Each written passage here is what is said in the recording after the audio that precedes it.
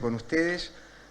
Muchas gracias por estar acompañándonos de manera presencial y de manera virtual. Hoy somos más de 800 inversores que vamos a estar participando de este evento bajo un formato híbrido. Así que bueno, espero que todos los que nos están siguiendo por streaming en vivo por internet nos estén escuchando bien, que se hayan podido conectar bien y que bueno, cualquier cosa que nos avisen si hay algún problema técnico.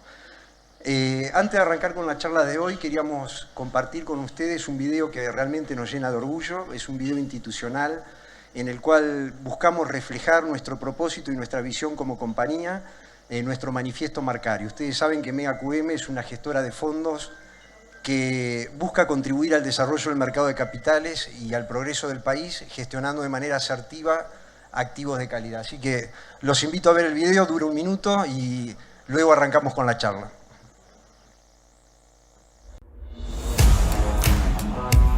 Impulsarte. Ese es nuestro compromiso, lo que nos mueve. Brindarte las soluciones que impulsan tu éxito en un mercado dinámico, gestionando fondos comunes de inversión.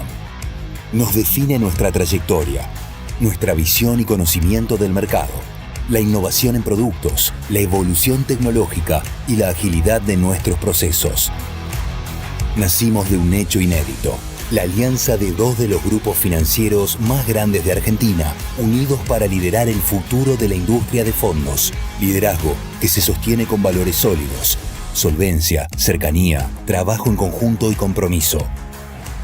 Queremos ser más que un vehículo de inversión para tu empresa. Queremos ser tu aliado estratégico. Somos expertos en fondos comunes de inversión. Somos MegaQM, inversiones impulsadas por expertos.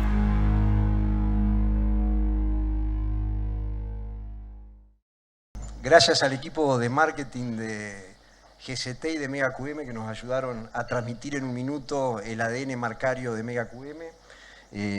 Hoy va a estar saliendo este video por todas nuestras redes sociales, nuestra página web. Los invitamos a ustedes, si lo pueden compartir también con su contacto, así podemos llegar cada vez más a una comunidad de inversores cada vez más grande.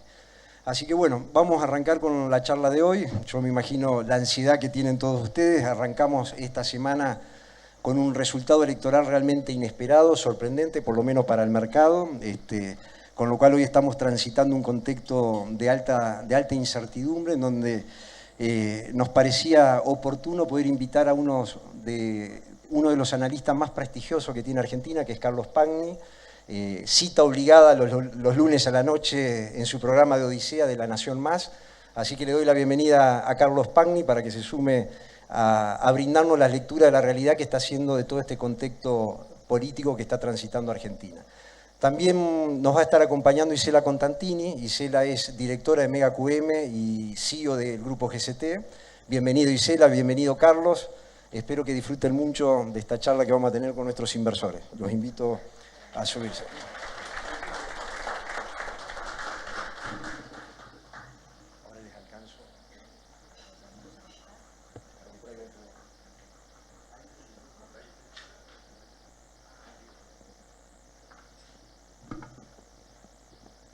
Bueno, yo no tengo mucho para decir, tengo más para preguntar.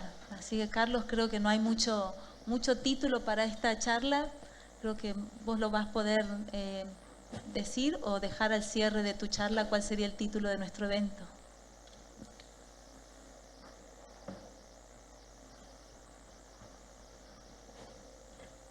Bueno, buenos días a todos. Lo primero que quiero agradecer es la posibilidad de estar acá en esta reunión y la suposición de que puedo aportar algo a la comprensión de un momento que es bastante desafiante para interpretar. Yo creo que la mejor manera de entrar al cuadro de lo que está sucediendo es hacerlo a través de 2 puertas, de 2 formas de acceso,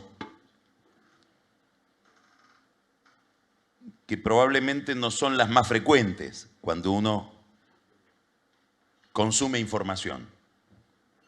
La primera es detenernos antes en la demanda que en la oferta.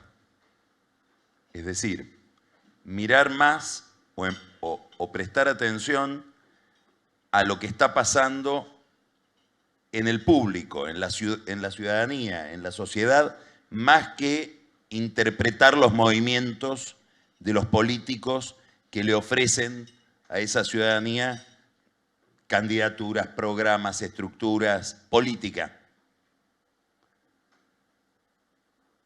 Si uno mira lo que está pasando en la sociedad argentina desde hace algún tiempo, todo se vuelve mucho más previsible.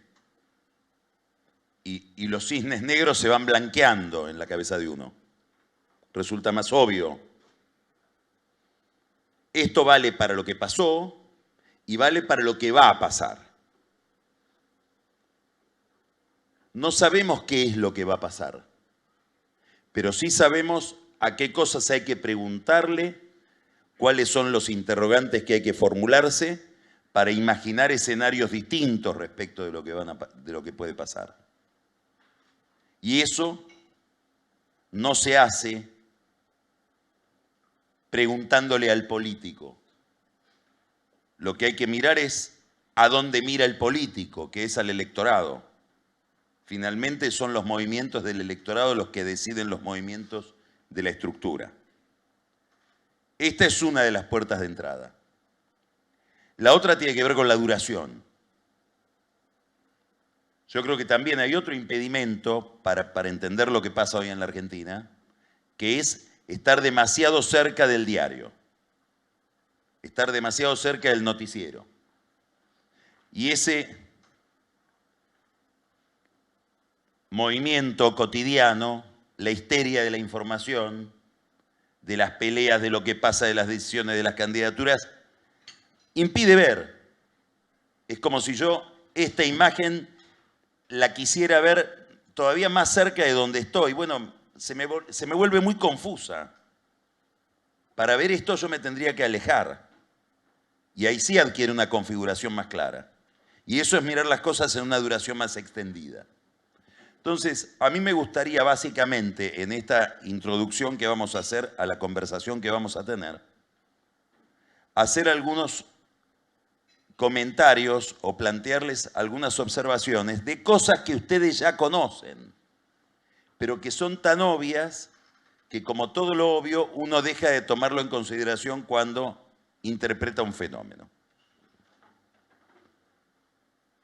Yo voy a empezar con una anécdota personal que ocurrió, no podría decir la fecha exacta, pero seguramente debe haber sido agosto del 2020. En agosto del 2020, plena cuarentena, pandemia, importantísima la pandemia para todo lo que estamos viendo, porque no debemos olvidar que estamos mirando a una sociedad que está haciendo cosas sobre la política y que es una sociedad que viene de un proceso muy traumático por la pandemia. Es decir, estuvimos todos, con bases científicas o no, o bases ilusorias o fantasiosas, como mirando a la muerte más de cerca. Bueno, esto que ocurre, que quiero contar, ocurrió en ese contexto, de encierro además. Y yo tengo una conversación con un consultor de opinión pública, de una de las consultoras más renombradas. Y esta persona, no había elecciones, no había nada, ¿eh? Era más bien mirar cómo era el comportamiento de la opinión pública respecto al gobierno. Me dice, me aparecen algunos datos raros en esta encuesta que estoy haciendo. Es más, me acuerdo que me dijo, quiero seguir mirando. Quiero ver qué pasa el mes que viene. Porque no sé qué consistencia tiene lo que estoy viendo. Como quien mira una radiografía y ve algo raro. ¿Qué era lo raro? Aparecía por primera vez un 6% de gente que en ese momento, agosto del 2020, estamos hablando, todavía no se había cumplido un año del gobierno de Fernández, gente que no quería a Macri, no quería a Cristina, pero tampoco quería a Fernández y tampoco quería a Larreta. Fernández y Larreta eran en ese momento, si ustedes lo recuerdan, las dos figuras que asomaban como figura de reemplazo de los liderazgos que habían sido dominantes hasta entonces. Dice, acá es raro esto. La primera vez que veo un grupo que dice, en realidad no me gusta a nadie. Y me aparece otro numerito raro, más pequeño todavía, esto era el 6%, lo otro sería el 4%, de gente que está por posiciones muy de derecha. En esa encuesta aparece otro dato, que es el que a él más le llama la atención y es por donde empieza la conversación. 75% de los consultados creían que en el momento en que hablaban le estaba yendo peor que el año anterior y creían que el año siguiente, es decir, el 2021, iba a ser peor que ese año. Es decir, un 75% de pesimismo. Me dice, esto tengo que ir muchísimo tiempo atrás para encontrarme con esto. Es muy raro esta nube negra de negatividad sobre la visión del futuro que está planteando la gente a la que yo consulto. Bueno, a partir de ahí, a mí me interesó mucho este fenómeno. Me empezó a parecer muy relevante. Y se me vuelve todavía más relevante cuando en el año 2021 se produce la mayor abstención electoral de la historia de la democracia. Es decir, si tomo desde el 83 a la fecha, al 2021, las primeras elecciones en volumen de inasistencia al comicio son las del 12 de septiembre del 2021, las primarias. Las segundas son las de noviembre, las generales.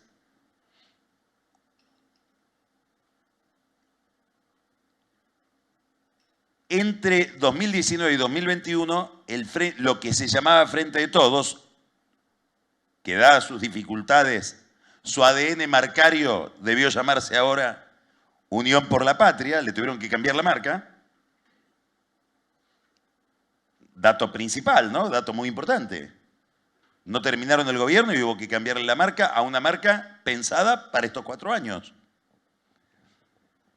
Entre el 19 y el 21 se redujo el caudal electoral del Frente de Todos en un 40%. Es una catástrofe, es decir, piensen en la empresa de cualquiera de ustedes que se reduzca en 2 años el 40% del mercado. 5 millones de votos. Y se redujo el volumen de votos de Juntos por el Cambio, que también debió cambiar la marca, no era Cambiemos, ahora es Juntos por el Cambio, en aproximadamente 1,5 millones de votos. Es decir, que hay un achicamiento en ese momento de la oferta que conocimos. Esto ya es una reconfiguración hace 2 años. No hay ninguna razón que yo encuentre en Juntos por el Cambio, y muchísimo menos en el Frente de Todos, o Unión por la Patria, para pensar que hicieron algo que permita revertir ese proceso. En el gobierno mucho menos. Si había tensiones entre Alberto y Cristina, a partir del 2021 eso estalló. No se hablan.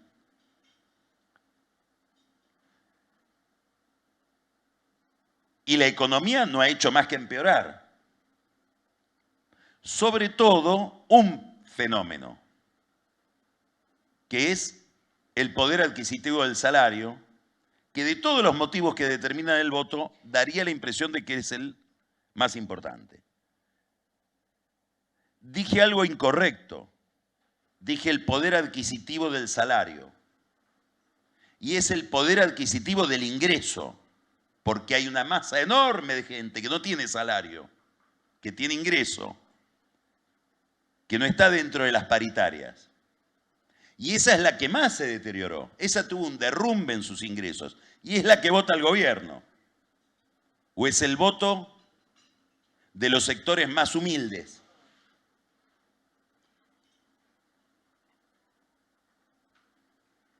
¿A qué se debe todo esto?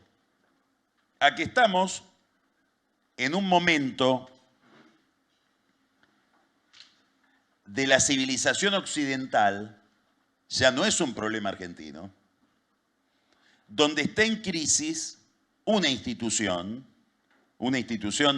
crucial, a través de la cual se organizan nuestras vidas, se organizan las sociedades, a través de la cual sostenemos nuestra vida, sostenemos nuestra autoestima, que es el trabajo. El trabajo, por distintas razones, con distintas anécdotas, según la sociedad de que se trate, está en crisis. Y estamos en un momento de gran retracción, que se verifica sobre todo, si ustedes miran, en los números del comercio internacional.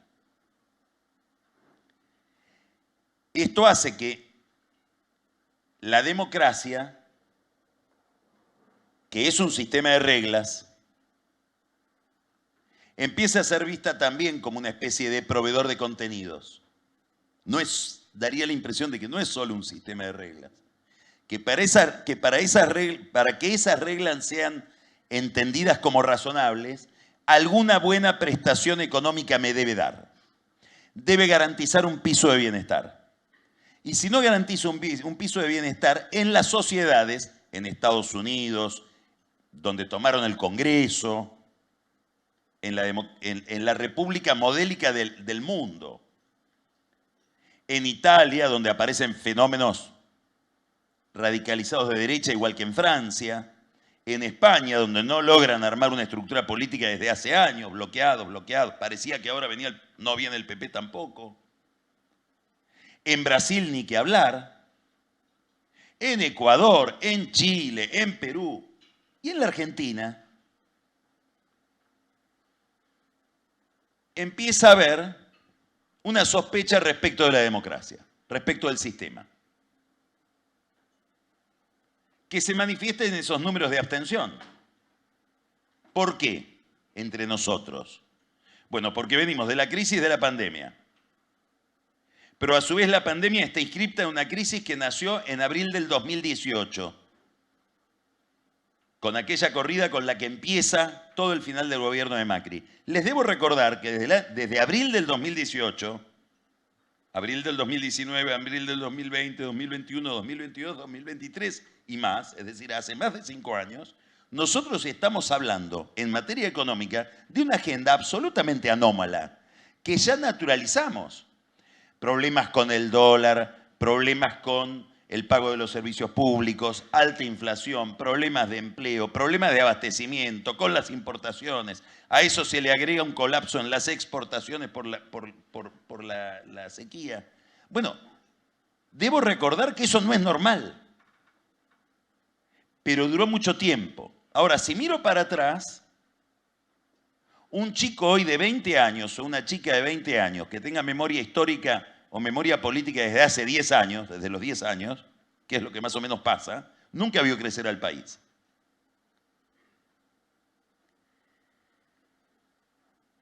Entonces, esto le ha puesto un clima a la política que tuvo su manifestación más importante en 2 fenómenos. Primero, de 35 millones de personas habilitadas para votar, 11 millones de personas que no fueron a votar este domingo. Lejos el grupo más grande. El segundo universo es el de Milei, 7 millones. Bueno, tengo que mirar ese número.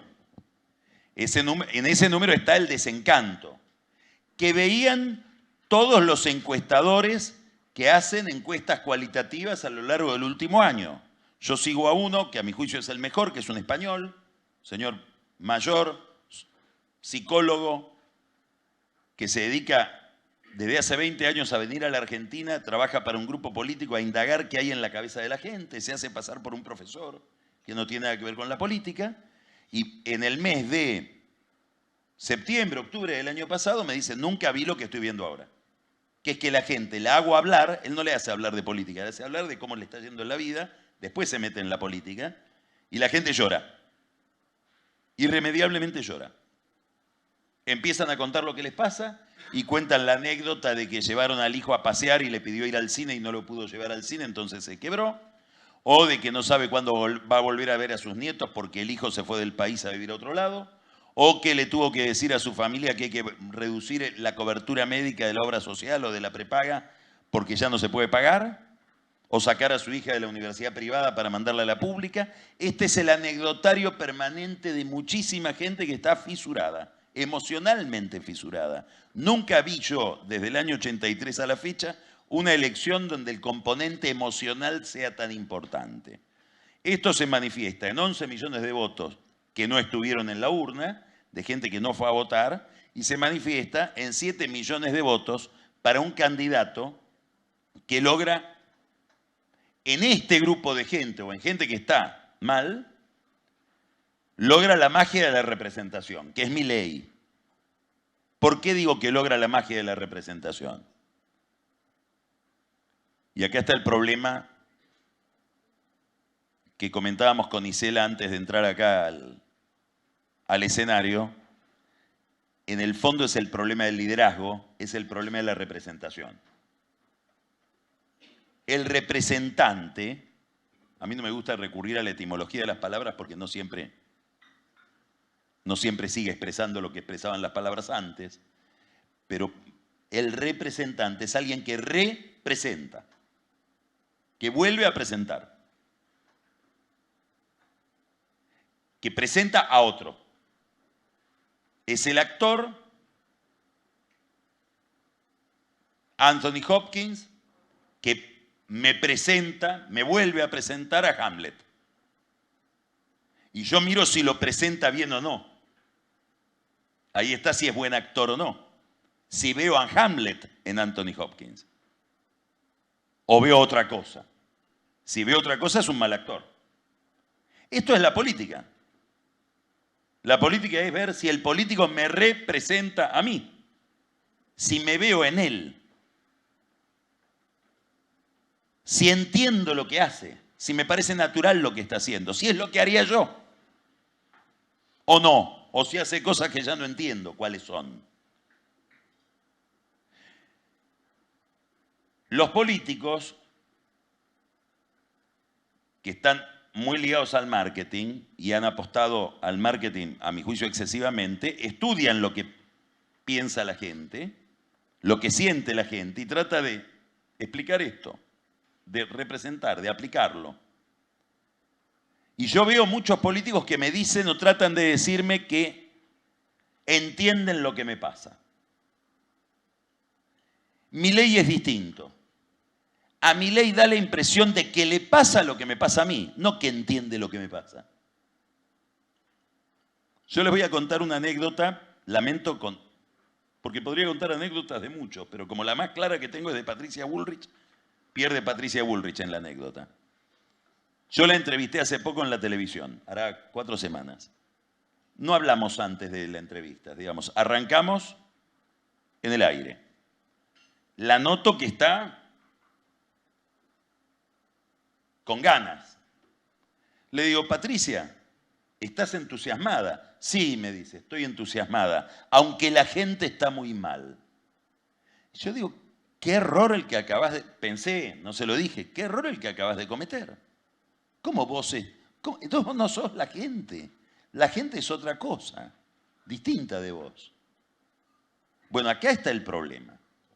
Entonces, hay un problema de muchas cosas, pero sobre todo de una crisis económica, de estancamiento, de malestar, etcétera, de larga duración, que ya ha durado más de 10 años.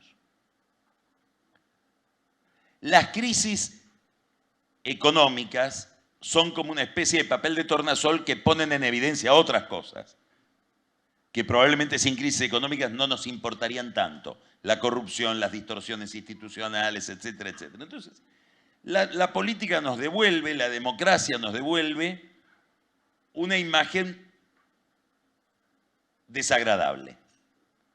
Y esto se manifiesta en estos dos fenómenos, abstención y voto a alguien que dice que se vayan todos. Entonces, ¿en qué momento estamos? Este es el núcleo del problema para mí. Después podemos analizar cada candidato, lo que tienen que hacer, los discursos, qué va a pasar. Pero el corazón del problema es este que voy a señalar ahora. La Argentina tuvo otra crisis de representación muy importante del 2001, en el marco de una recesión de 5 años,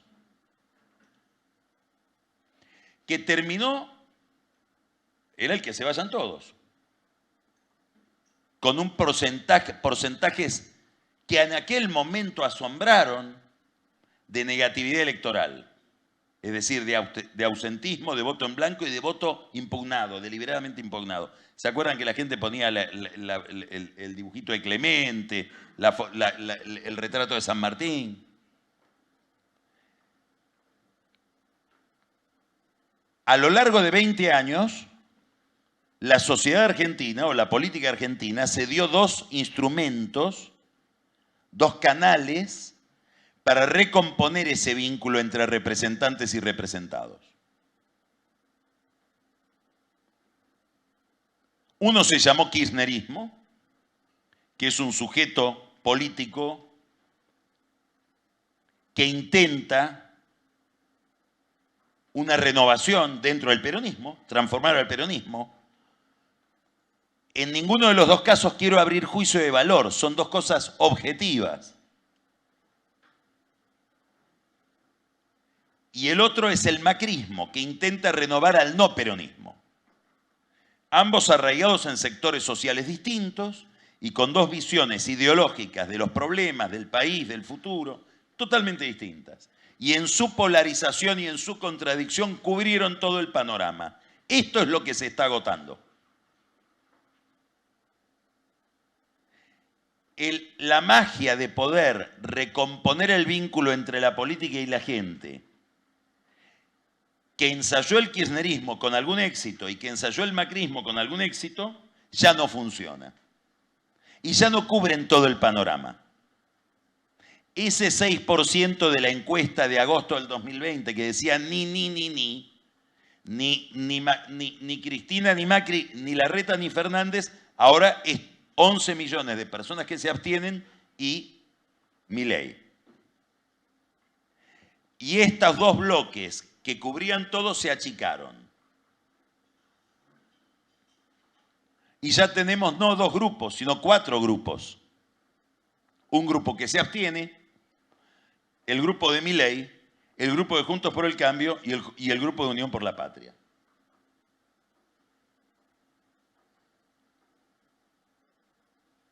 Es decir, tengo un panorama más fragmentado. Y no sabemos si va a seguir fragmentándose o no. No sabemos qué pasaría con Unión por la Patria si pierden la elección. No sabemos qué pasaría con el Frente de Todos, con Juntos por el Cambio si pierden la elección, si siguen juntos o no. Me interesa mucho señalar esto. ¿Por qué? Porque en España eran 2 y ahora son 4, porque en Chile eran 2 y ahora son 4, porque en Perú ya no sé ni cuántos son. Digamos, porque hay una tendencia a la fragmentación del sistema en todas las democracias que proviene del desencanto y de la radicalización del voto,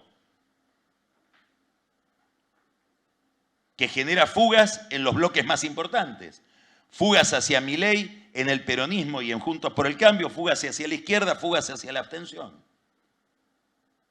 Y la democracia en su eficiencia puede estar amenazada por 2 virus distintos. Uno es el autoritarismo, que es lo que conocimos como insinuación en la década anterior. Lo que había un gran temor a que se formen hegemonías autoritarias.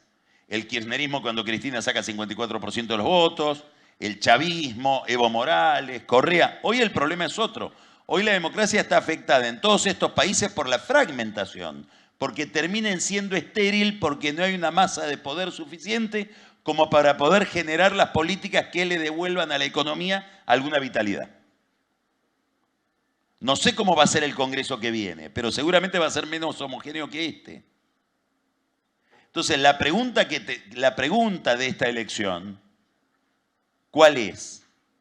¿Habrá algún instrumento político que surgirá de esta elección que logre restaurar el vínculo entre la sociedad y sus representantes. Lo voy a poner en otros términos. ¿Qué legitimidad va a tener el próximo gobierno? ¿Por qué importa la legitimidad? La legitimidad de origen. ¿Qué mandato va a tener? ¿Qué contrato va a tener con la gente? Porque ese es el combustible que gasta un gobierno en los primeros 6 meses.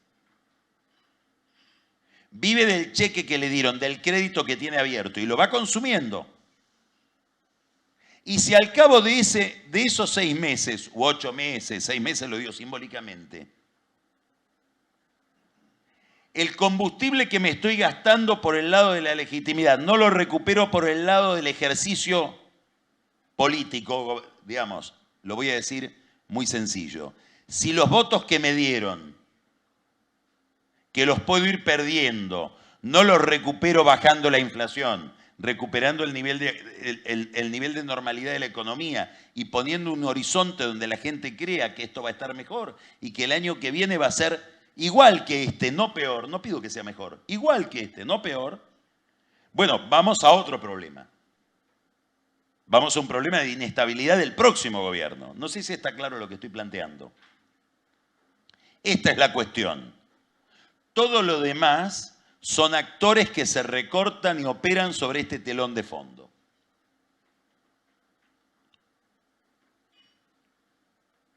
Aparece Milei, que creo que tiene el activo de ser absolutamente novedoso.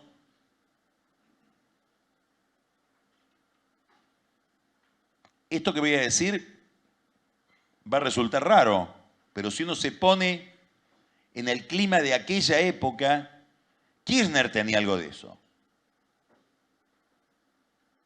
Me acuerdo que yo trabajaba en ámbito financiero y en el año 2003, después de la primera vuelta, escribo una nota basada en fuentes de Santa Cruz, a las que recurrí especialmente,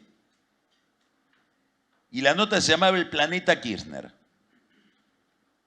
Salió en la tapa de ámbito después de la primera vuelta. En esa nota era la primera vez que en un medio nacional se mencionaba el nombre Zanini, el nombre debido. Por primera vez se publicaba que Néstor tenía una hermana, mejor dicho, 2 hermanas. Una metida en política, la otra no. ¿Sabe cómo le llaman a la otra hermana de Néstor en la familia? Macri, porque se llama María Cristina, que nunca apareció. ¿Qué quiero decir? Que Néstor era un absoluto desconocido y en ese desconocimiento había un activo. Este no tuvo nada que ver con nada. Mentira, había tenido que ver con todo, pero para la gente no había tenido nada que ver con nada. Era ideal para ese momento donde parecía que se hubieran ido todos y que venía un gobierno enteramente virginal. Eso es lo que tiene hoy Milei frente a una sociedad que, dada la duración de la crisis ya manoseó a todos, ajó a todos, deterioró a todos. Porque yo digo, un yo X, lo voté a Macri para sacarme de encima los problemas que me había dejado Cristina, y Macri me defraudó. Entonces fui de nuevo a Cristina, ahora en la versión de Alberto Fernández también. Che, ¿no serán todos? Eso es lo que expresa la abstención y Milei. Entonces, Milei tiene esta condición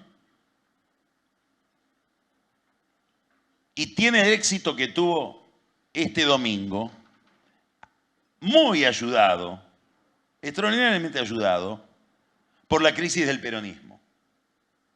Esto es un dato muy importante. No sé cómo estamos de tiempo. No, en 5 minutos termino. Muy ayudado por la crisis del peronismo. ¿Por qué? Porque si los gobernadores peronistas, 14 de ellos, 14 gobernadores,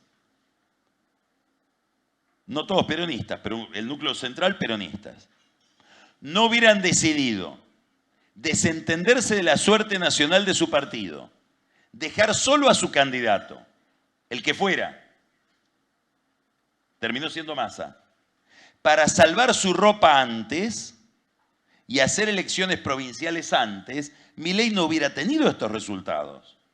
Milei tiene estos resultados porque pudo prescindir de tener una estructura en San Luis, en San Juan, en La Rioja, en Jujuy, en Neuquén, en Chubut, todas provincias donde la suerte del gobierno local se jugó antes. Entonces él no tenía que tener Tucumán, un candidato a gobernador, 20 candidatos a intendente o 100 candidatos a intendentes, a concejales, a diputados provinciales. Digamos, fue una elección casi, voy a exagerar, de boleta única, de candidatos a presidente en muchísimos distritos. Allí donde sí hacía falta tener una estructura, perdió, como la provincia de Buenos Aires. ¿Se entiende lo que estoy planteando? Me importa mucho este tema. Es uno de los tantos temas que me importan mucho. ¿Por qué? Y porque pareciera que ahí hay una estructura de poder disponible para el que venga. Digamos, yo me imagino que si hay un triunfo de Milei, ¿quién puede ganar la elección? Cualquiera de los tres. Uno modifica apenas una variable y gana el otro. Ahora voy a decir por qué. Pero supongamos que gana Milei. Bueno, ahí ya empiezo a responderme la pregunta de ¿con qué estructura gobernaría? Bueno, pareciera que hay un grupo de peronistas que está para alinearse con el que venga porque no tienen mucho afecto partidario, no hay un proyecto de carácter nacional ahí.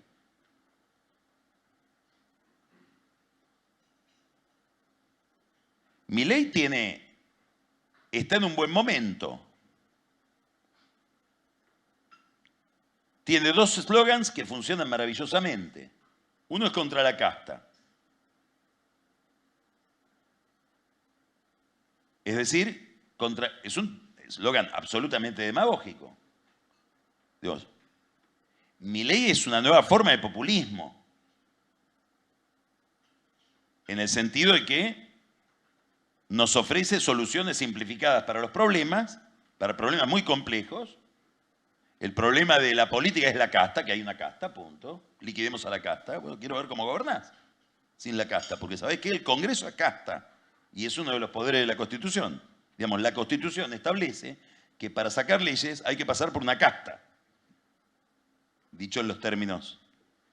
Pero eso tiene un poder enorme de movilización de la opinión pública. Y además, en un momento donde el dólar llegó, no sé cuánto está ahora, pero ayer ¿cuánto cerró? 7.30. Él ofrece pagar en dólares. Dolarizar. Para mucha gente es un tema técnico complejísimo, para otra gente es sencillamente que me va a pagar en dólares.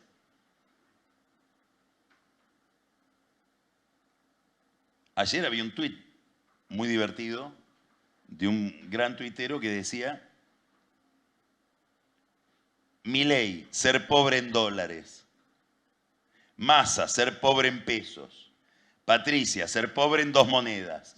Siempre ser pobre. Cambiamos de moneda para la misma situación. Entonces, esos dos mensajes parecen tener una gran eficacia en el clima de época. Tampoco tanta, porque hay 11 millones de personas que no fueron a votar. Después vamos a hablar de eso.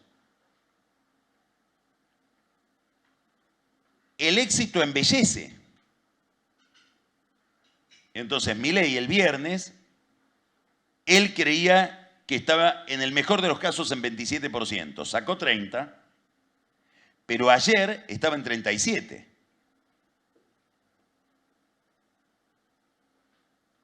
Es difícil pensar que alguien que votó a Milei lo deja de votar.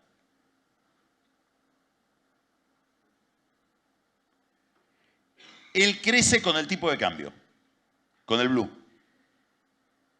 Y obviamente crece con la inflación. O sea que la política económica o la falta de política económica también trabaja para Milei. Entonces, le fue bien. Ya cuando te va bien, la gente se queda. Vuelve a votar por una razón que tiene y no tiene que ver con la política. Uno esa noche quiere estar contento. Y Milei lo puso contento a 7 millones de personas que dice, gané el domingo. ¿Cómo te fue? Gané. Miraba televisión contento porque ganó el mío. Eso es importantísimo. Sobre todo cuando la política te da ninguna satisfacción. Segundo, la economía trabaja a favor de él. Tercero, yo creo que tiene un upside fiscalizando mejor. Muchos calculan que perdió 5 puntos por mala fiscalización. No por mala fiscalización, por no tener un ejército de fiscales. Entonces, Milei, y un dato más, que se vio, amigos míos brasileños lo estudiaron en el caso de Bolsonaro. Cuando el tipo le va bien, se pierde la vergüenza de votarlo. Entonces hay otros que a lo mejor no fueron a votar, que dicen, che, parece que votás a Milei y no sos una normal. Yo tenía medio vergüenza de votarlo. Porque mi familia me decía, pero no. Ahora lo voy a votar. Si lo votó mi cuñado, le fue bárbaro, estaba feliz el domingo. Y los periodistas ahora entrevistan a Milei, no hay nada raro en Milei, parece. Entonces hay como un descongelamiento de un sector que también le costaba dar ese paso.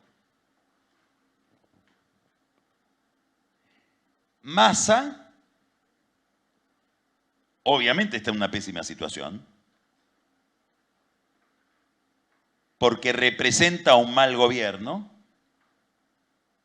primera razón. Un gobierno que no ha podido resolver el problema del ingreso.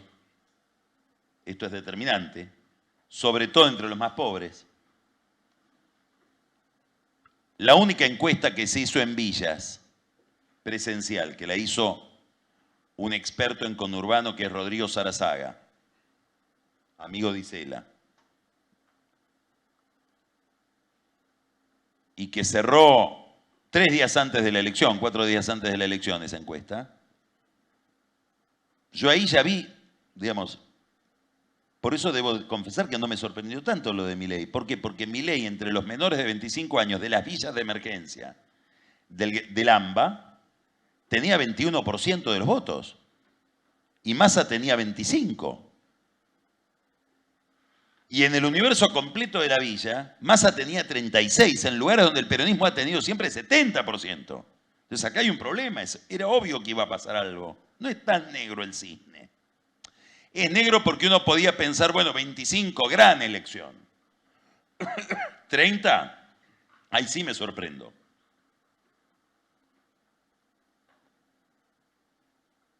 Entonces, Massa está en un problema. Yo creo que este problema en las villas, etcétera, está totalmente relacionado con el deterioro del salario que proviene de la inflación. Tiene un segundo problema, que es que si hubiera alguna cosa para defender de este gobierno, y siempre todo gobierno tiene un argumento para defender, él no puede hacerlo porque Cristina se enoja. Entonces tiene miedo al desaire de Cristina, porque Cristina no tolera que se hable bien de Alberto Fernández. ¿Escucharon? Bueno, es un problema. Porque al oficialista no le queda otra que defender al gobierno. En cualquier caso. Porque nadie vota a un arrepentido. Cuando Angelós decía que el gobierno de Alfonsín era un desastre y pedía la renuncia de Surril, le sumaba votos a Menem. No es que la gente decía, ahora te voto a vos, Angelós, que me decís la verdad. No. Duhalde, cuando hablaba mal de Menem, le sumaba votos a De la Rúa. No sé a quién le suma votos Massa, que hizo una campaña, si ustedes la vieron, los últimos 15 días, pidiendo perdón por Alberto.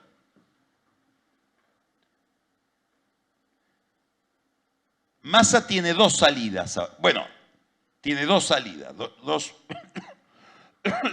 Puede ensayar 2 caminos.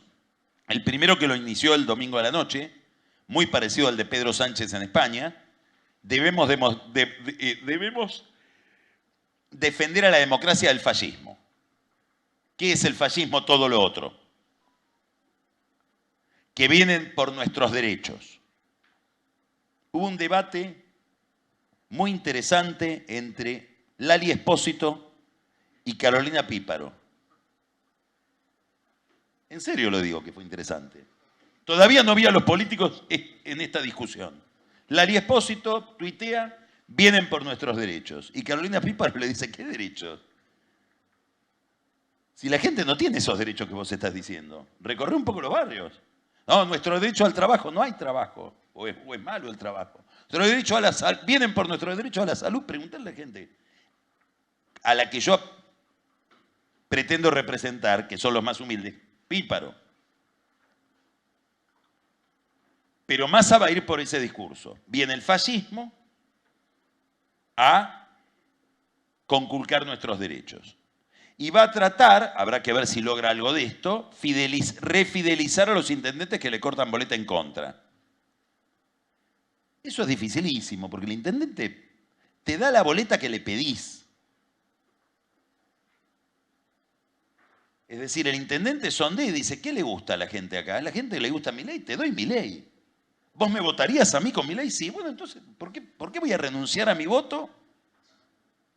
El extremo de esto fue Zamora en Tigre. Le prohibieron ir con la boleta de Massa y él repartía la boleta de Massa para los que le gusta Massa. Y repartía todas las boletas. Y le ganó a Malena Galmarini. Yo digo en broma, si no le hubiera convenido a Malena Galmarini ir como Zamora sin Massa. Cuidado con esto porque tiene un poder traumático enorme sobre Massa. Perder ahí. Igual que tiene un poder traumático enorme sobre el kirchnerismo perder por primera vez Santa Cruz. Ahora, el problema de Massa es que es ministro de Economía. Todo lo que dije hasta ahora es anecdótico. Y que probablemente, si sigue siendo ministro de Economía, va a ser el vocero de comunicarnos 3-4 días antes de la elección de octubre, el 22 de octubre, que la inflación de septiembre fue 20%. Con un dólar que se va a ir atrasando frente a esa inflación y que probablemente va a requerir de nuevas devaluaciones. Con un problema adicional que apareció el lunes con el resultado de las elecciones, varios bancos ejercieron el put que tenían sobre los bonos en pesos y el central tuvo que emitir 400.000 millones de pesos para pagar esos bonos, al valor nominal del bono. Eso es más inflación. Digamos, entramos a partir del domingo, no por el resultado electoral, sino por los compromisos que había asumido Massa con el fondo, en otra situación de mucha menor calidad en cuanto a la marcha de la economía. Le está pasando lo peor que le puede pasar a un gobierno, que es tener que devaluar después de salir tercero en la elección por primera vez el peronismo y en un contexto donde no puede hacer un ajuste fiscal, más bien le piden lo contrario, le piden que gaste más. Ahora y anunciado hoy otro aumento de tarifas. Le están rogando a las petroleras que no aumenten la nafta, digamos. Entra en lo que los brasileños llaman un infierno astral. Y Bullrich que tiene otro problema. ¿Qué estoy señalando? ¿Qué estoy diciendo? No estoy haciendo pronósticos. Estoy viendo la radiografía de cada uno a ver por dónde puede mejorar y cuál es su déficit. Bullrich tiene otro problema, que es, primero, no sacó 6.800.000. 6.800.000 sacó Juntos por el Cambio. Ella tiene que lograr retener los votos de Larreta. Miro las cosas que dice y ella se sigue peleando con Larreta. Ayer dijo algo que yo, si fuera asesor de ella, le impediría decir. La interna nos hizo mucho daño. Que cualquiera lo entiende como Larreta me hizo mucho daño.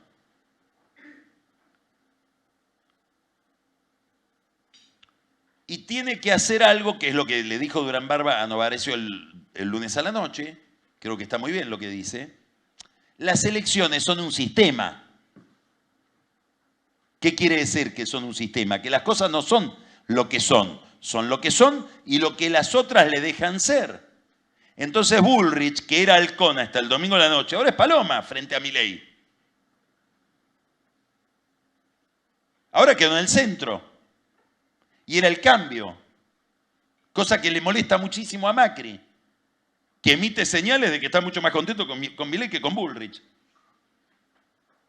Lo digo a propósito, porque si pierde Bullrich, no sé qué pasa con Juntos por el Cambio. No sé si Macri no lidera una alianza con Milei, si le va bien a Milei. Si me estoy preguntando qué signos hay de lo que viene en el presente. Pero ahí Bullrich va a tener que hacer toda una recreación de su discurso. Con mucha dificultad, porque si se va hacia Milei y se endurece, pierde los votos de muchos radicales, etcétera, que ven en Milei un fascista. Un tipo que dice que los problemas en la Argentina empezaron con el voto universal y que dice que en sus ratos de ocio vive tirándole dardos a Raúl Alfonsín en una foto. Y Alfonsín, sea uno peronista, alfonsinista, lo que sea, simbólicamente es aparentemente el padre de esta democracia que tenemos. Es decir, está diciendo algo pesado Milei. Anda a convencer a uno que votó a Lustó que te venga a votar a Milei. Si vos, Bullrich, te vas mucho hacia Milei, ese tipo deja de votar o vota a Massa. Entonces nadie es dueño de los votos que sacó. Frente a esto tenemos el universo. Me falta decir algo importante. Cuando hago la caracterización del peronismo, muy importante la provincia de Buenos Aires. ¿Por qué? Porque si el peronismo pierde la provincia de Buenos Aires y no gana Kicillof, hablamos de otro peronismo.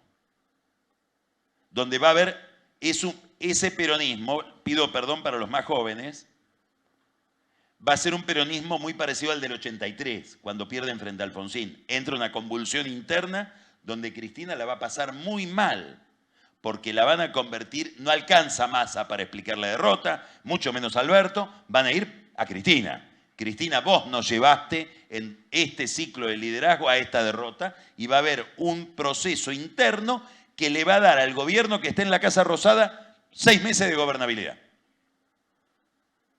Y si tiene un gran ministro del Interior, puede salir a pescar. No peronistas para quedárselos, pero sí para votar leyes en el Congreso. Son dos países distintos. Si el peronismo consigue la provincia de Buenos Aires, que si no la consigue, no solo para el peronismo, para el que está gobernando. Es muy distinto si gana Milei tener enfrente a un Juntos por el Cambio a punto de quebrarse. Ni que hablar si gana Bullrich y tiene un peronismo dividido y Milei que no sabe qué le pasó. Estoy planteando qué gobierno habría según las oposiciones que tiene. Para terminar, van a tratar de canibalizarse unos a otros con poca eficiencia. La clave es quién logra seducir al que no votó. Y entre los que no votaron hay 3 grupos. O digamos, hay 2 grupos. El que no vota por la fuerza, por la edad, porque vive muy lejos, vive en la puna, lejísimo de la urna. Digamos, hay un grupo de gente que no vota por razones forzosas. Hay otro grupo que no vota porque entiende que el voto no es una obligación, sino un derecho. Dentro de ese universo, de los que no votan porque no quieren votar, hay un universo, un subgrupo, muy difícil de traer de nuevo a votar. ¿Quién es? Yo conozco gente, estoy pensando en una persona. ¿Qué hay? El domingo hay elecciones, viernes, el domingo hay elecciones. Sí, hay choque de civilizaciones, ¿no? Sí, hay elecciones. Pero no hay que ir, ¿no? Son cosas de partidos, digamos. Yo no estoy afiliado a ningún partido. No, es obligatorio. ¿Y piensa el voto? Le pregunta al cuñado.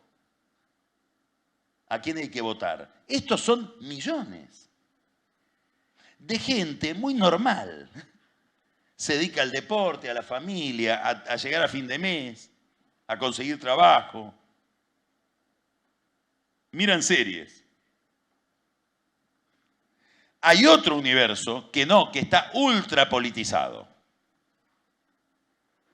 Consumen todo lo que hay para consumir y más. Y esos están enojados. Y no votan como una manifestación política de repudio y de protesta. A ese sí, y este es el gran tema en Estados Unidos, por ejemplo, que es una democracia de voto voluntario, indagarle la cabeza y ver con qué carnada lo traigo. Bueno, en eso están los estrategas de campaña de los 3 candidatos a partir del domingo. A ver quién se lleva algo de esos 11 millones de votos que sí te hace una diferencia.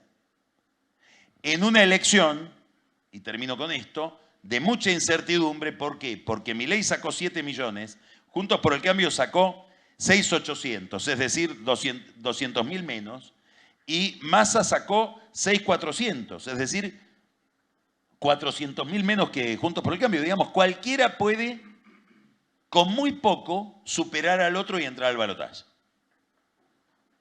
Perdón por lo larguero. Muchas gracias.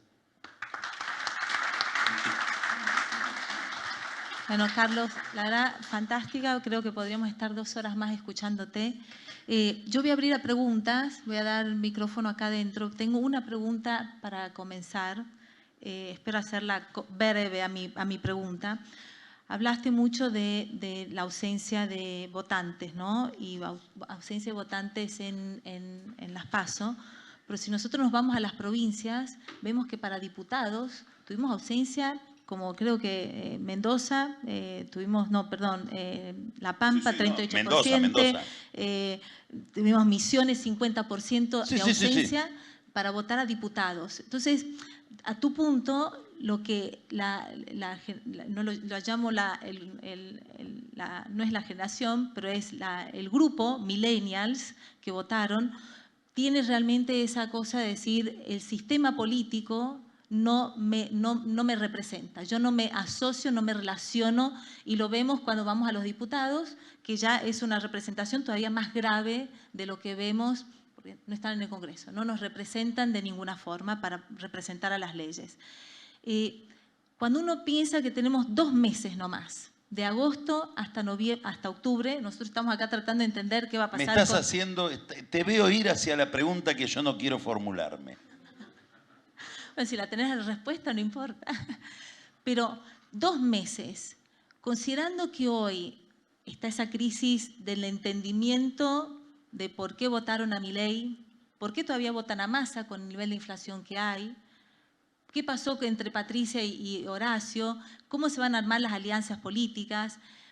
Hay una discusión política tradicional de cómo ellos se van a acordar. Está lo que nosotros estamos acostumbrados a ver, debates políticos, donde diríamos que quedaría en evidencia que Milei no tiene cómo eliminar la casta política porque no tiene equipo, a no ser que se vaya a Lucema y traiga a todos los profesores y exalumnos, sí, pero eso no te sirve para gestionar. De nada. Pero, ¿cómo ves que se va a dar el movimiento en estos 2 meses de los votantes? El que votó a Milei porque no se identifica, va a encontrar una representación. Los debates políticos de contenido van a hacer con que cada uno vea las debilidades o de uno para decir me voy al otro porque no estoy conforme con lo que el otro me está presentando o representando. Yo creo que según cuál sea el grupo. ¿Por qué digo que está yendo a la pregunta que más me inquieta? Porque vos estás yendo a la pregunta de si en 2 meses se puede resolver el problema de representatividad y de legitimidad. Y sin legitimidad, frente a las reformas que hay que hacer, el próximo gobierno va a estar en una situación complicadísima. Yo veo... A ver, en Juntos por el Cambio dicen los economistas que van a hacer una devaluación del 100%. Y un aumento de tarifa. ¿A esta gente se lo vas a hacer? ¿A esta gente que llora en los focus group? Digamos, ¿con qué autoridad vas a hacer eso? ¿Qué autoridad te dio el voto? ¿Con cuántos votos venís como para hacer semejante ajuste? O te van a traer la encuesta y va a empezar el gradualismo y vas a tener que empezar a fallar sobre aquello que prometiste, ni que hablar Milei. Cuando uno se mete en la página de Milei y ve su programa, dice, ¿y esto cómo lo haces? pero no cómo lo haces técnicamente. Es cómo haces que la gente acepte esto, que asimile esto que vos le vas a dar. A gente que viene, que lo único que quiere escuchar, lo digo sin ofender a nadie, es la frase del pastor evangélico de las 2 de la mañana en la televisión: pare de sufrir. Digamos, la gente está así, como el que está mirando a un pastor evangélico a las 2 de la mañana ya no tiene otra salida que mirar al pastor evangélico que le dice en el insomnio: pare de sufrir. Entonces, vos te estás preguntando eso. Yo creo que Massa va a tratar, le va a costar conseguir más votos. Con esta economía probablemente tenga menos votos. ¿Dónde van a ir esos votos? No lo sé. Supongo que muchos van a ir a la abstención. Que a la abstención van a ir votos y de la abstención van a salir votos. No van a ser los mismos los que se abstienen. ¿Se entiende lo que estoy diciendo? Él ¿qué va a intentar? Fidelizar a los intendentes e ir por los votos de Schiaretti. Es probable, ninguno es dueño de sus votos, pero es probable que Schiaretti sea un poquito dueño de sus votos. ¿A quién se los va a poner? ¿A Milei? ¿A Massa? ¿Cómo va a ser? Imagino que difícilmente a Bullrich.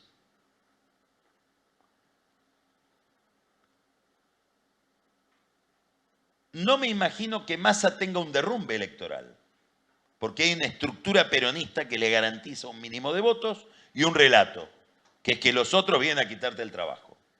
Esa es la situación de Massa. Lo que lo va a perjudicar enormemente a Massa es la situación económica, que va a ser cada vez más grave.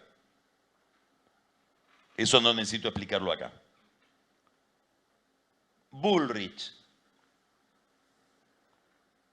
Bullrich va a tener, ya lo dije lo de Bullrich, ¿no? Yo creo que tiene que hacer gestos internos, que no es incorporar gente solamente, tiene que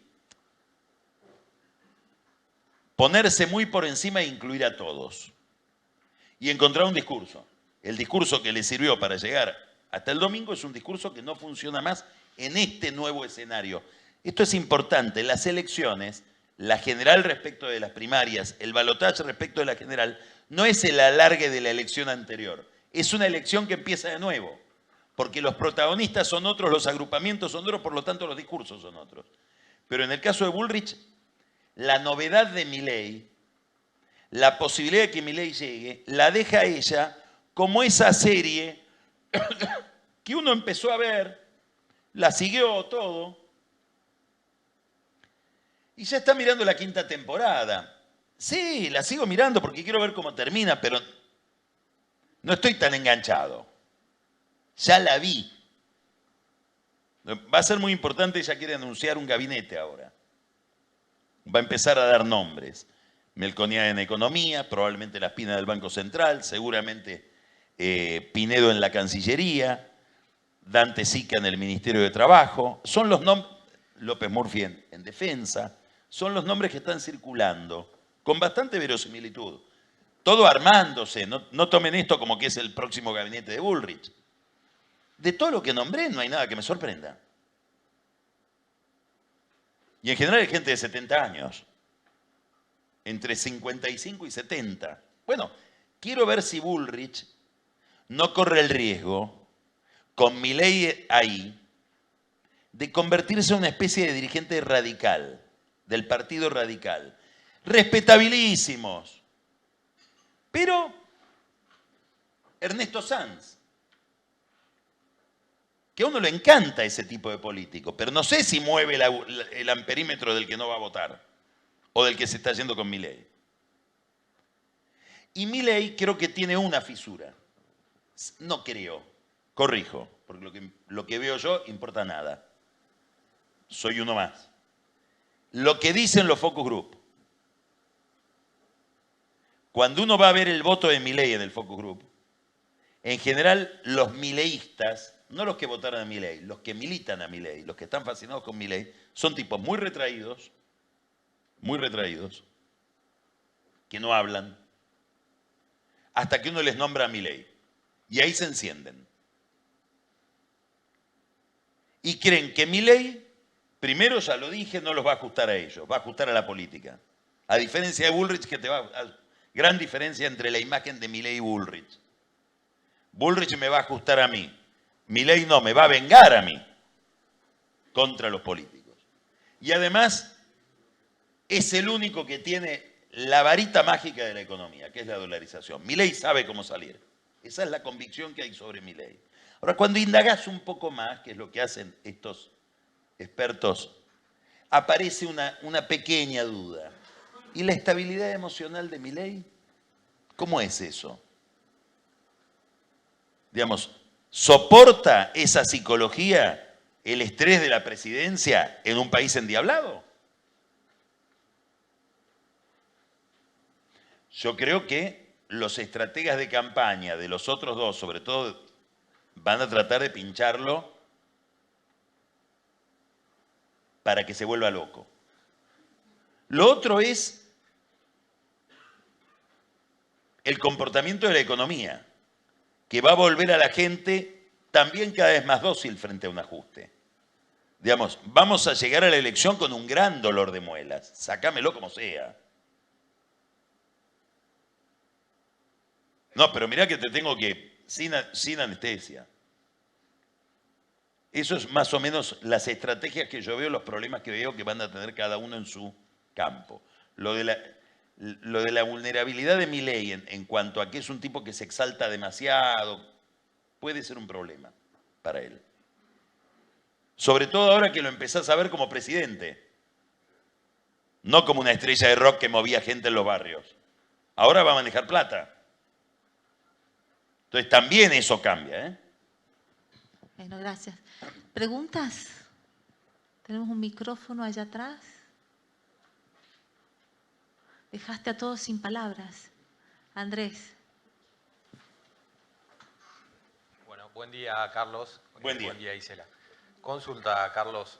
Hablaste de la posibilidad de la crisis post-elecciones.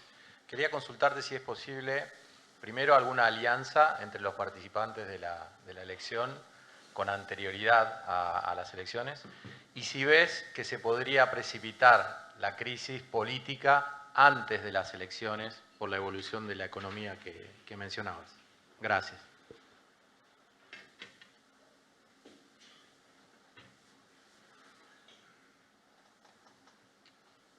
A mí me cuesta mucho pensar que durante una campaña haya alianzas entre los que compiten. Macri estuvo explorando la posibilidad de una alianza en la provincia de Buenos Aires, entre Juntos por el Cambio y Milei. Es muy razonable como idea, porque toca un interés concreto de Milei. Digamos, no me está pidiendo un sacrificio. Obviamente sería que baje a Píparo, ¿no? No me está pidiendo un sacrificio. Está trabajando también por mis intereses, porque yo, Milei, tengo un problema si el peronismo gana la provincia de Buenos Aires y yo soy presidente. Pero aún así, me parece muy difícil que lo pueda hacer. Porque es muy difícil hacer alianzas de ese tipo. Porque no es lo que uno ve por televisión. Detrás de Píparo hay una cantidad de gente que quiere ser diputado, que quiere ser intendente, que quiere ser concejal, y que si me bajan a Píparo, me colgaron del pincel a mí también. Y además, lo que conspira en contra de esas alianzas es lo que dije respecto de que la diferencia es muy pequeña. Píparo tiene 24% de los votos, y ahora calcula que Milei, si hace una gran campaña en la provincia de Buenos Aires, la puede hacer ganar. ¿Qué sé yo? Si hay 11 millones de... La diferencia pequeña entre unos y otros y la gran cantidad de gente que no fue a votar me hace pensar que puedo dar el batacazo. Si hubiera muy pocos que no fueron a votar y yo estoy a 10 puntos del que sigue, te digo, bueno, veamos qué me das para que yo me baje, porque la verdad no voy a ser gobernadora. Pero hoy todos tienen la fantasía de que pueden ganar, porque hay mucho upside y porque lo que hay que dar vuelta son 200.000 votos, no son 3 millones de votos. No sé si está claro. Eso es un estímulo a no pactar, a no ceder, a probar hasta el final. Entonces, yo tengo que imaginar que cualquier tipo de composición de un esquema de poder que dote de más gobernabilidad al gobierno que viene, se va a discutir después de la elección y va a ser muy importante ver del elenco político que surge, lo voy a decir en términos irónicos, dentro de la casta, donde le va a estar Milei también, quiénes tienen más o menos legitimidad, quiénes tienen más o menos votos, porque ahí hay que lograr los acuerdos. No sé si fui claro en la respuesta. La segunda pregunta era si había la posibilidad de que la crisis produzca un cambio de gobierno antes o una crisis de ese tipo, la crisis económica. Sí, en realidad sí se puede precipitar una crisis política, la que mencionaste que después podría ¿A qué le llamás crisis política? Bueno, una crisis del gobierno. Exacto, sí. Bueno, por ejemplo, que veamos, no sé, renuncias. Sería irresponsable que yo diga que no, porque no sabemos qué va a pasar con la economía. No sé qué va a pasar, no soy economista tampoco. Creo que entramos en una especie de régimen de muy alta inflación, no una hiperinflación, y que hay un factor de moderación de una crisis política, que es que estamos en medio de las elecciones y que mucha gente tiene la expectativa de que va a haber un gobierno mejor. Entonces, la perspectiva de quién va a venir te alivia la crisis presente. Cuando Alfonsín estaba en la hiper, o entrando a la hiper, enfrente la perspectiva de lo que venía era Menem con el poncho colorado y el salariazo. Bueno, eso te acelera la crisis. Cristina le pasó al revés. Estaba en una crisis, pero venía Macri con los CEOs y la solución del problema, que era evidente en ese momento, que Macri venía a resolver el problema y lo iba a resolver. Y eso te alivia la crisis. Al revés de lo que le pasó a Macri, que pierde las primarias y vuelve Cristina, pero me voy ya.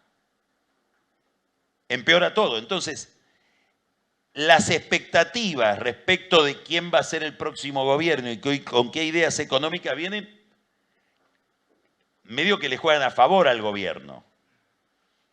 No sé qué va a hacer Massa. Yo, si fuera Massa, exagero el papel de este desembolso del fondo. Creo que algo de eso va a ser, porque viaja a Washington. No te va a dar la plata ahí, Massa. Es una transferencia. Pero él viaja a que se note que le dieron la plata. Tal vez diga, bueno, señores, misión cumplida, resolvimos el problema. Él puede, digamos. Todavía queda humo en la máquina. Y dice, lo dejo a Guillermo Michel o a Rubinstein o a McCure en el Ministerio de Economía y yo me dedico a la campaña, porque además Massa tiene un problema del que tengo registro, porque sé cómo está. Es imposible ser ministro de Economía en esta economía y candidato a presidente de un gobierno perforado, digamos, físicamente. Físicamente. Por el nivel de estrés, porque tenés 40 comunicaciones telefónicas por día por los temas económicos, que las tenés que resolver vos, y además tenés una demanda enorme sobre tu cuerpo, que es la campaña electoral, que es un episodio. Ustedes observen que los políticos envejecen rapidísimo, el poder envejece muchísimo. Bueno, imagínense Massa en este momento, no pueden ni pensar. Entonces, yo si fuera su asesor de campaña le diría, toma un poco de distancia de la gestión diaria de la economía y pone a uno, por eso digo Michel, que es un político, que esté dispuesto a hacer cualquier cosa. A ver si pones a uno que te dice, no, yo esta medida no la tomo por la ortodoxia.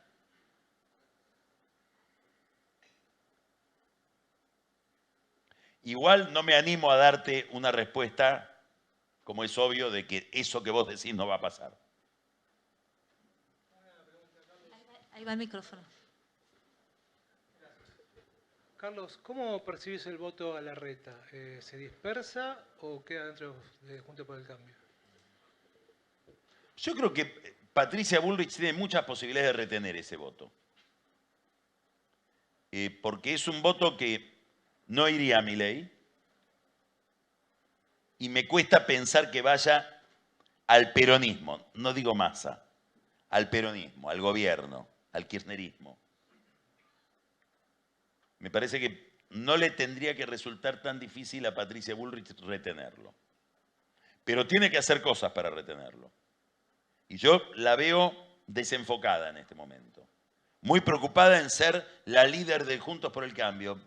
Ganá la elección, después vemos quién es el líder. Además, ¿quién le importa quién es el líder de Juntos por el Cambio? Entonces, un problema que tiene ella de no aparecer como Alberto Fernández frente a Cristina en relación con Macri. Su problema no es Larreta, el problema de Bullrich es Macri. Que además no deja de hacer ningún gesto de patrocinio, como se notó el domingo a la noche cuando Macri fue el último que habló y se subió al escenario. Digo, Macri está con una sed de reivindicación que ha sido el driver de la conducta de Macri durante todo este tiempo. Macri, que es un actor importante, porque tiene una gran capacidad de operación sobre Juntos por el Cambio y sobre el PRO. Y el único que satisface relativamente esa sed de reivindicación que tiene Macri después de la derrota del 2015 se llama Javier Milei. Entonces ahí hay un ruido. Milei es el único que dice Macri ha sido un gran presidente que los tarados que tenía alrededor no lo dejaron gobernar. Y Macri dice que este sí que entiendes. No como Bullrich, que nunca me dice eso. Y Larreta, que me dice que el culpable era yo. Pero entonces, para contestarte definitivamente, depende más de las capacidades de Patricia que de la disponibilidad del electorado. Acá adelante. Carlos, a toda esa semblanza que hacías recién de Massa como candidato, Massa ministro, yo tengo una duda ahí, ¿cómo mantiene Massa... ¿Una duda sola tenés? La más importante, ¿cómo mantiene Massa la competitividad de Kicillof en la provincia de Buenos Aires después de esta devaluación y después de esta subida inflacionaria que va a haber como consecuencia de la misma? Y es un problemón para Kicillof. Yo creo que, a ver, voy a decir algo audaz. Me parece que puede ser la última elección en la que la provincia de Buenos Aires va enganchada del candidato a presidente. Digamos, se ha dado lo mismo que Vidal con Macri. Fíjense que Kicillof hasta último minuto dejó sin definir la fecha de la elección general. Quiere decir que Kicillof hasta último minuto pensó en desengancharse y no puede. ¿Por qué? Porque lo que se demuestra, y se demuestra en el caso de Santilli, es que no podés ser candidato a gobernador exitoso si tu candidato a presidente tira para abajo. Y Vidal, que ganó en el 2015 y Macri perdió en esa primera vuelta, se entiende de lo que estoy hablando, ¿no? Vidal ganó la gobernación, pero Macri perdió en la provincia de Buenos Aires frente a Scioli. No es que que Vidal se salvó de Macri. A Vidal la salvó Felipe Solá, que sacó 1.200.000 votos como candidato del Frente Renovador. Pero la ley de que vos para ganar la provincia tenés que tener un candidato competitivo es una ley que Kicillof tiene que desafiar. Coincido con vos que es un problema. Por eso hay mucho corte de boleta de Kicillof contra Massa, mucho, y bastante corte, y muchísimo corte de boleta de los intendentes contra Massa. Y también de los intendentes contra Kicillof. Ya hay intendentes que están hablando con Grindetti. Y ahora te agrego otro problema, para volvértela más complicada. No los veo tan apasionados a Máximo Kirchner, la Cámpora, y los aliados territoriales que tienen, como por ejemplo Insaurralde, en que gane Kicillof. Kicillof es Cristina, no es la Cámpora. Entonces, Kicillof la tiene complicada. ¿Es el que está más cerca? Bueno, ganó. Pero lo que les decía es, Horacio Rodríguez Larreta pensaba que Santilli le iba a aportar votos a él. Él lo hundió a Santilli. Hay quienes en el PRO, ayer concretamente, gente muy metida y con mucha experiencia territorial de la política, etcétera, que dicen nosotros deberíamos lograr que en el recuento final gane Santilli. Fraude, no, pero deberíamos lograrlo. Hay una diferencia muy pequeña entre Santilli y Grindetti. Y hay gente que cree que Santilli le gana a Kicillof y Grindetti no. Es verdad que Santilli es mucho más conocido que Grindetti. Y que Grindetti le ganó a Santilli porque su candidata a presidenta le ganó a Larreta. Entonces estamos en ese problema.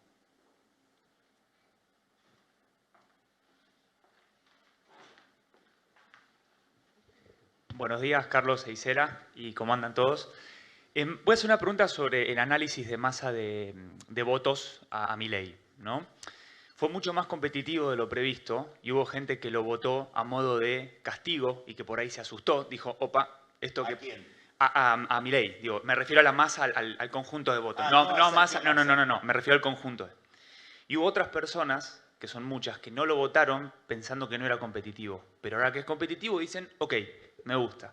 La pregunta es, de ese conjunto de votos, ¿qué crees que es más? ¿La gente que se asustó y lo votó a modo castigo y le va a retirar el voto? ¿O la gente que no lo votó? A mí me cuesta pensar en que haya muchos que le retiren el voto a un candidato ganador.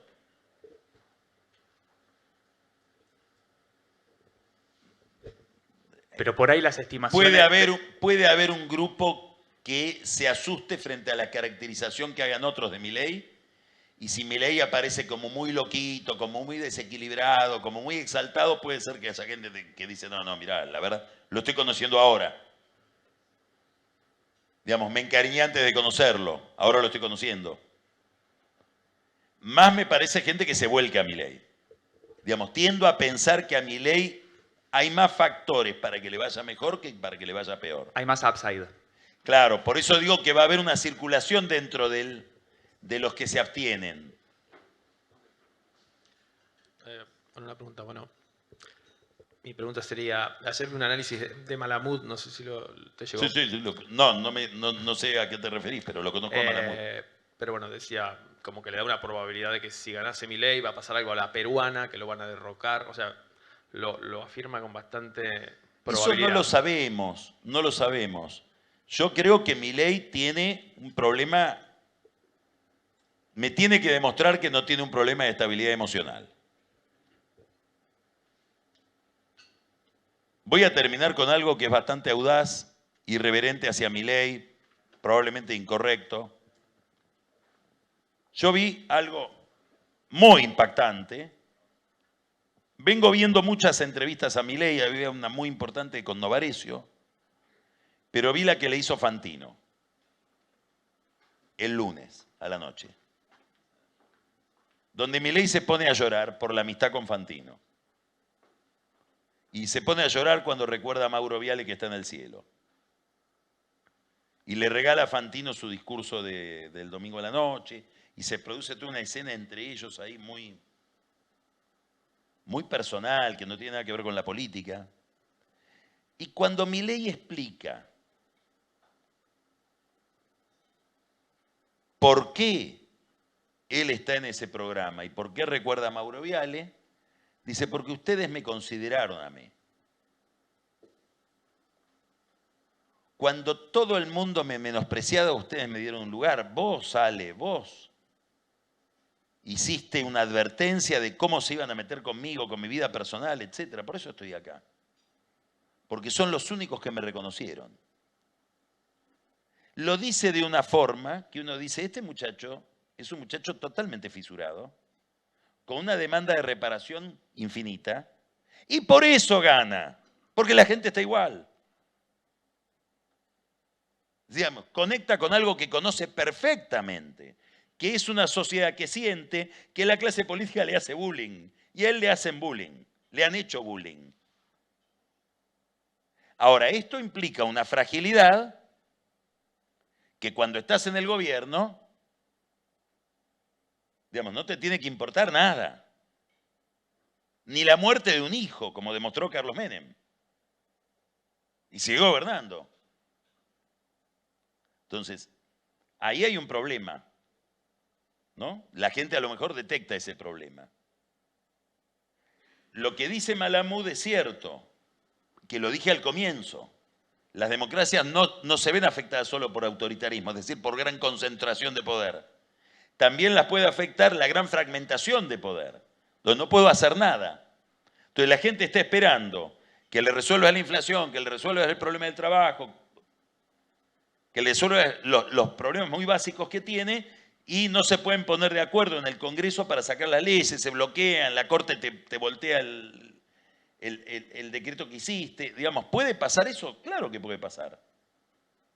Por eso es muy importante saber con qué autoridad viene el que viene, con qué legitimidad, con qué caudal de votos, porque el político al que viene con votos se le disciplina por un tiempo, se alinea. Y después la habilidad. También tengo que decir estas cosas que son feas. ¿Quién va a ser el que va a manejar la caja del Ministerio del Interior para alinear gobernadores? ¿En serio Milei cree que puede sacar leyes en el Congreso si le corta a las provincias los giros discrecionales? Piensa eso, porque lo tiene escrito. ¿Se entiende lo que estoy planteando? Digamos, hay un tema de pericia. Son las dudas que tengo yo respecto de Milei. Y las tuve con el gobierno de Macri. En los primeros meses llegaban y decían, no, vamos a las obras sociales. ¿Sabés quién hay detrás de cada obra social? ¿Sabés cómo es el sistema? ¿Sabés con qué interés te metés cada vez que tocas algo? No, porque yo vengo. ¿Y por qué no estudiás? Y no tenés tiempo de estudiar ahí tenés que saber. Entonces, ¿qué quiero decir? Que la sociedad argentina, la sociedad, el electorado, acaba de iniciar un experimento rarísimo, riesgosísimo, para el nivel de problema que tenemos. Pero es así. Es el momento histórico. Bueno, Carlos, perdón, pero me han pedido ya terminar, así que te agradezco muchísimo, Carlos. La verdad, no, gracias a ustedes. Un placer tenerte. Fede, gracias. No sé si querés dar las últimas palabras.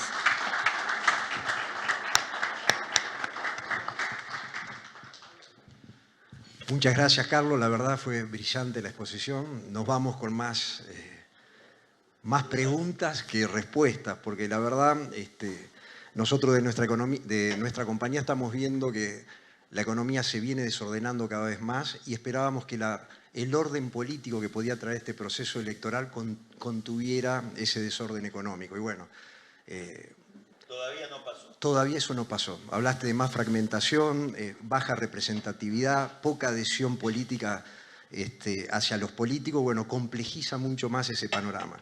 Lo importante es que los clientes que hoy nos están siguiendo y nos están escuchando por internet cuenten con Mega QM para acompañarlo en todo este proceso, tratando nosotros de aportarle fundamentos, evaluaciones, tratando de interpretar el sentiment del mercado y el sentiment político para, bueno, ayudarlo a que tomen las mejores decisiones de inversión en un escenario que es muy complejo y en un escenario que tenemos que transitar. Así que, Carlos, muchas gracias a vos, muchas gracias, Gisela, y bueno, gracias a ustedes por estar acompañándonos.